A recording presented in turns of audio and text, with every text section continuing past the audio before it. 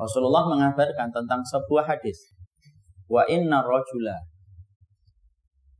la ya'malu bi amali ahlil jannah hatta yakuna bainahu wa bainaha illa dira'un fayasbiqu alaihi alkitab fayamalu bi amali ahlil jannati fayamalu bi amali ahlin nari hatta yadkhuluha fa inna rajula la ya'malu bi amali ahlin nar hatta yakuna bainahu wa bainahu illa dira'un fayasbiqu alaihi alkitab fayamalu bi amali ahlil jannati hatta yadkhuluha. Rasulullah mengabarkan, ada loh di antara kalian orang-orang yang beramal sebagaimana amalan penduduk surga. Bertumpuk-tumpuk amalan yang dia telah tunaikan dan amalan yang telah dia kerjakan. Sampai antara dia dengan surga tinggal sejengkal saja. Ibarat kata, tinggal satu ibadah tok yang sunnah sudah bisa masuk surga. Fayasbiqu alaihil kitab. Tapi ternyata catatan takdir mendahului dari apa yang telah digariskan kepadanya. Maka kemudian akhirnya di akhir kehidupannya melakukan amalan penduduk neraka. Dan mati dalam keadaan melakukan amalan penduduk neraka sampai dia masuk ke dalam neraka. Para ulama mengatakan, amalan apa ini? Amalan-amalan dosa besar. Bukan amalan dosa kecil. Sebaliknya, ada loh di antara kalian yang beramal dengan amalan penduduk neraka. Saking banyaknya dan tebalnya antara ia dengan neraka tinggal sejengkal. Artinya tinggal satu maksiat tok sudah cukup sempurna dia dimasukkan oleh Allah ke dalam neraka. Fayasbiqu alaihil kitab. Maka kemudian catatan takdir mendahului. Fayamalu bi amali ahlil jannati. Lalu tiba-tiba dia melakukan amalan penduduk surga sampai kemudian dia dimasukkan oleh Allah ke dalam surga. Disitulah kita paham su'ul khatimah merupakan perkara yang tidak pernah kita tahu apakah bisa menimpa kepada kita ataukah tidak. Jangan pernah merasa aman dalam kejadian apa yang berlangsung di masa mendatang. Karena kita tidak bisa memprediksi kita sendiri. Makanya kenapa kita selalu menyertakan Allah dan meminta pertolongan kepadanya dalam setiap waktunya dan tidak perlu menyombongkan dengan ilmu dan ibadah yang telah kita lakukan. Tidak ada yang menjamin bahwasanya kehidupan kita hari ini yang bertabur dengan iman, bertabur dengan takwa, bertabur dengan kitab, dan bertabur dengan nasihat Allah dan Rasulnya, itu akan menjadi jaminan iman ketika kita meninggal dunia. Karena apa? Nabi sudah memprediksi akan ada banyak orang yang mereka diprediksikan masuk surga, tapi justru gagal dia masuk surga disebabkan di akhir kehidupannya melakukan amalan penduduk neraka. Inilah yang menjadikan akhirnya kita memahami sesuatu yang selalu kita khawatirkan. Kalau kita hari ini beribadah adalah kita terkena sebuah sindrom yang bernama maghrur. Sindrom yang bernama maghrur itu apa? Sindrom yang bernama terpedaya dan terlenakan. Maghrur itu terlena. Jadi setelah kita merasa bahwasanya hari ini kita memperbaiki hijab. Hari ini ketika kita telah memperbaiki cara ma'isyah kita, ketika kita membersihkan dari harta yang haram. Hari ini ketika kita telah memperbaiki cara pandang kita dengan ilmu. Hari ini ketika kita telah merasa memperbaiki komunitas kita yang lama diganti dengan komunitas yang baru. Kadang-kadang setan itu membiarkan itu terjadi ketika manusia tidak bisa lagi dinasihati untuk melakukan maksiat.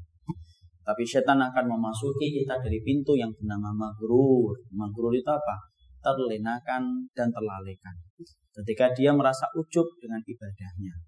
Ketika dia merasa bangga dengan apa yang telah dia lakukan, maka disitulah Allah kemudian, maka disitulah setan terkadang akan melalaikan dia dan sampai akhirnya menyimpangkan jalannya dan menceraikan jalannya dari jalan Allah yang lurus di akhir kehidupan.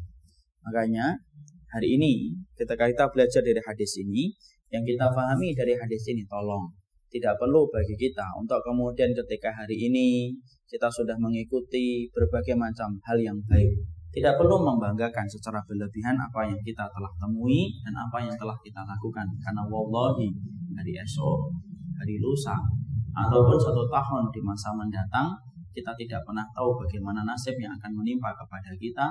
Karena semuanya bergantung kepada bolak-baliknya hati kita. Dan itu semuanya tergantung kepada kehendak takdir Allah. Makanya mintalah tolong kepada Allah supaya Allah menolong kita, menetapkan hati kita di dalam kebaikan dan menetapkan hati kita di dalam ketaatan.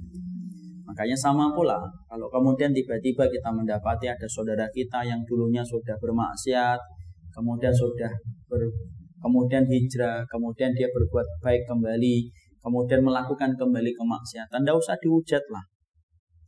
Tidak usah dihujat. Jadi kalau kita hari ini mendapati ada saudara kita yang kemudian mereka yang dulunya dia sudah meninggalkan perbuatan maksiat dan hari ini kembali dia melakukan perbuatan kemaksiatan kembali, pahami itulah fitrah kehidupan. Iman bertambah, iman turun. Dan tidak perlu kita menghujat siapapun ibu dan bapak yang sering menghujat manusia atas dosa, maka Allah akan menimpakan ujian dosa itu kepadanya sampai Allah ingin melihat apakah dia berhasil melewatinya, sebagaimana orang yang dia hujat itu kalah dengan dosa itu ataukah tidak. Karena apa? Karena sesungguhnya yang dibutuhkan oleh seseorang itu ketika mereka terjatuh dalam kesalahan yang sama. Karena menjaga hijrah itu memang susah. Mendapatkan momentum hijrah gampang. Mendapatkan momentum hidayah ringan. Tapi menjaga hidayah itu yang sulit dan menjaga hijrah itu yang berat. Tetapi disitulah kalau kita mendapati ada saudara kita dalam perjalanan pulangnya dia kepada Allah, tiba-tiba dia melakukan kembali dan mengulang kembali kesalahan yang sama. Wallahi yang dibutuhkan olehnya itu bukan hujatan kita dan kita merasa lebih baik darinya. Tapi yang dibutuhkan adalah doa kalau kita tulus telah mencintainya karena Allah. Kenapa? Karena sesungguhnya apakah kita tidak patut untuk merenungkan bagaimana sifat ghafurnya Allah yang tidak bertepi? Karena sifat ampunan Allah itu tidak bertepi. Mari kita dengarkan sebuah hadis dalam riwayat Muslim. Dalam riwayat Muslim diterangkan ada seorang hamba melakukan dosa. Kemudian setelah melakukan dosa dia bertobat kepada Allah. Kemudian Allah berkata, hambaku ini bertobat kepada diriku karena dia tahu bahwasanya aku adalah zat yang mampu menghapuskan dosa. Aku ampuni dosanya. Lalu kemudian hamba itu melakukan dosa kembali. Dia betul-betul berusaha untuk menahan diri untuk tidak melakukan dosa kembali. Apalah daya, tarikan nafsunya lebih besar, akhirnya melakukan dosa itu kembali. Setelah melakukan dosa itu kembali dia menyesal, dia bertobat kembali. Allah berkata yang kedua, aku ampuni karena dia telah meyakini bahwasanya aku adalah zat yang mengampuni dosa. Hamba itu setelah kemudian diterima taubatnya, ternyata tarikan nafsunya datang kembali dan melakukan dosa kembali. Maka kemudian dia setelah melakukan dosa kembali, dia bertaubat kembali kepada Allah. Kemudian Allah berfirman, sesungguhnya dia selama dia bertaubat, maka selama itu pula aku akan mengampuninya. Imam Nawawi berkata ketika beliau menjelaskan tentang hadis ini, kalaupun ada seorang hamba yang dia melakukan 100 kesalahan, lalu datang dengan taubat 101, maka Allah akan terima yang ke-101 dan Allah akan lupakan 100 dosa yang diulang secara berulang-ulang. Selama dia tidak mempermainkan taubat dan betul-betul jatuhnya itu karena tekanan yang luar biasa.